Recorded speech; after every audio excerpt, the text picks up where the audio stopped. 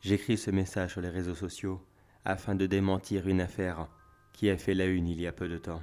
Vous l'avez sûrement tous vu, il s'agit de l'affaire de l'attaque d'un animal qui a eu lieu dans une clinique vétérinaire. Comment je sais qu'elle est fausse? C'est simple, j'y étais moi-même. Mais laissez-moi tout vous raconter depuis le début. J'étais de garde ce soir-là à la clinique. Une petite soirée calme, et rien de bien méchant, juste quelques chiens que je devais surveiller à cause d'un traitement très lourd qu'ils avaient reçu plus tôt dans la journée. Mais à part cela, je m'attendais à avoir une soirée très calme. Enfin, du moins, c'est ce que je pensais. Dans les alentours de 2 heures du matin, un homme est entré dans la clinique. Il portait un très gros chien. Cela devait être un bâtard, croisé labrador dalmatien, déjà un très bel et très gros animal. Le chien était conscient, mais dans un piteux état. Il ne cessait de faire des petits bruits de douleur et avait visiblement les pattes arrière cassées. L'homme se présenta rapidement et me précisa qu'il n'était pas le propriétaire du chien, simplement un automobiliste qui s'était trouvé au mauvais endroit au mauvais moment et qui avait renversé ce pauvre animal. Il me l'avait déposé par acquis de conscience, mais il ne voulait rien avoir à faire avec lui. S'il fallait lui faire des traitements, des opérations ou même l'euthanasier, il refusait complètement de mettre le moindre centime. À ses yeux, il l'avait apporté, cela était déjà pas mal. Personnellement, je pense que ce n'était qu'une ordure qui avait renversé un chien mais qui n'avait pas le courage d'assumer cet acte. Et pour se donner bonne conscience à lui-même, il avait fait le minimum en me le déposant. Il ne voulut même pas remplir de paperasse, ne serait-ce que pour donner son nom, ni quoi que ce soit. Il déposa le chien, s'expliqua rapidement, et repartit aussitôt, sous prétextant qu'il était en retard à son travail, et qu'il ne pouvait pas se le permettre. De toute façon, à ce moment, quand je voyais l'état de ce pauvre chien, je me doutais bien que celui-ci n'avait pas non plus le temps de faire quelques paperasses. Le pauvre semblait tellement souffrir. Il fallait que je fasse quelque chose au plus vite. Alors j'ai décidé de faire une rapide radio, même si cela allait me coûter un bras, et que bien sûr cela ne serait pas payé. Je me suis dit tant pis, vu mon salaire, je pense que je peux me permettre une petite opération gratuite de temps en temps. Après tout, cette pauvre bête n'avait rien demandé. Après cette radio rapide de son bassin, j'ai constaté que celui-ci était complètement démis, et les os de ses jambes étaient broyés. Il n'avait quasiment aucune chance de s'en sortir. Et puis même, s'il s'en sortait, il ne remarcherait certainement plus jamais.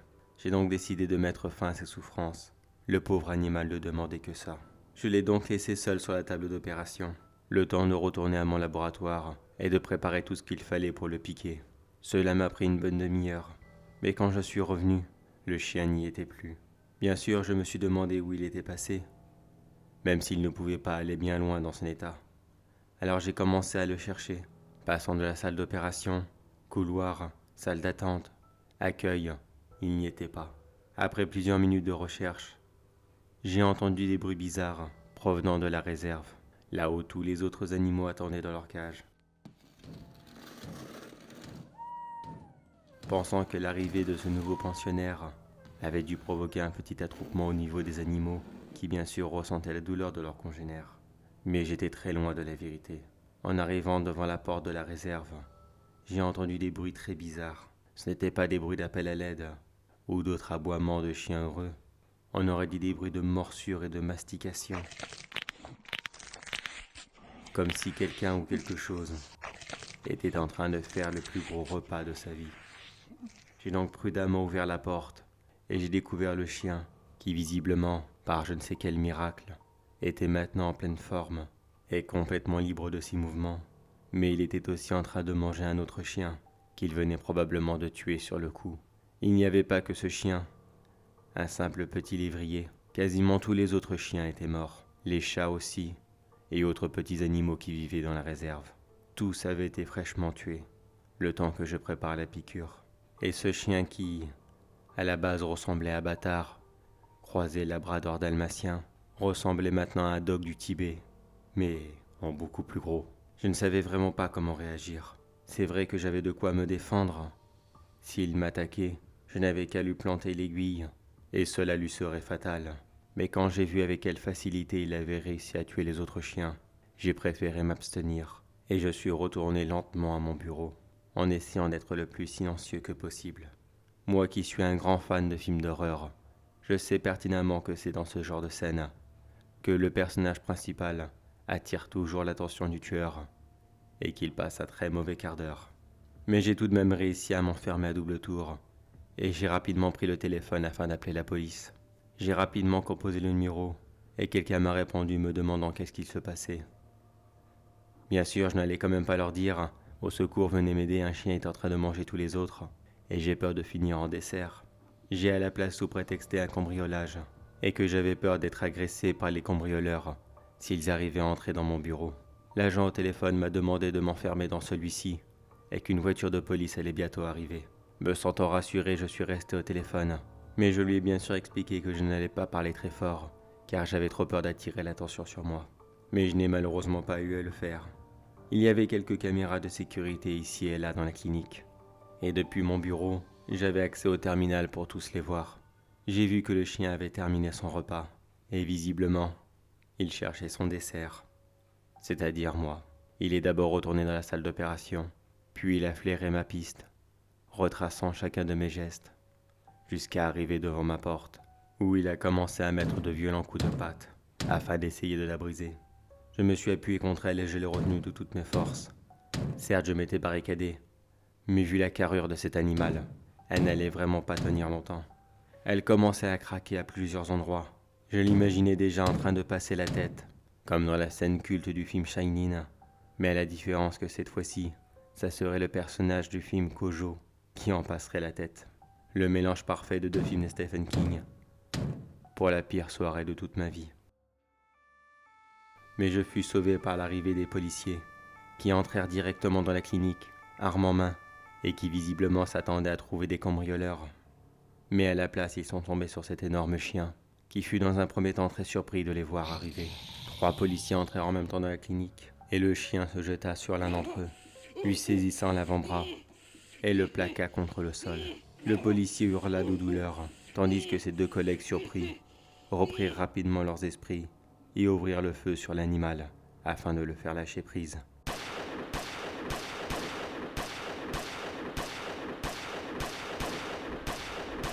Ils vidèrent leur chargeur et lui infligèrent plusieurs blessures mortelles.